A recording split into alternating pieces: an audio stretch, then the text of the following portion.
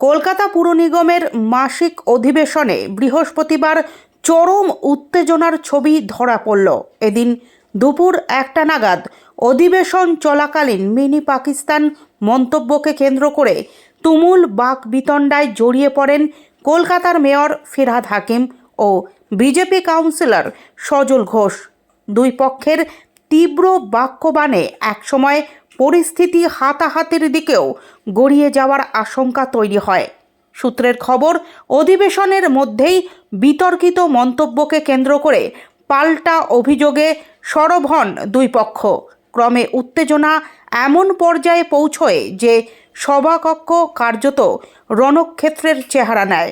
একে অপরের দিকে তীব্র কটাক্ষ ও উচ্চস্বরে প্রতিবাদে সভার পরিবেশ আরও অশান্ত হয়ে ওঠে। পরিস্থিতি নিয়ন্ত্রণের বাইরে চলে যাওয়ার আশঙ্কা দেখা দিলে তৃণমূল কংগ্রেসের অন্যান্য কাউন্সিলররা দ্রুত হস্তক্ষেপ করেন। তারা মেয়রকে শান্ত করার পাশাপাশি সভার শৃঙ্খলা বজায় রাখার চেষ্টা করেন। দীর্ঘ প্রচেষ্টার পর শেষ পর্যন্ত উত্তেজনা কিছুটা প্রশমিত হয় এবং অধিবেশনের কাজ পুনরায় স্বাভাবিক পথে ফেরে। এই ঘটনায় কলকাতা পুর নিগমের অধিবেশনে রাজনৈতিক উত্তাপ নতুন করে চর্চার বিষয় হয়ে উঠেছে।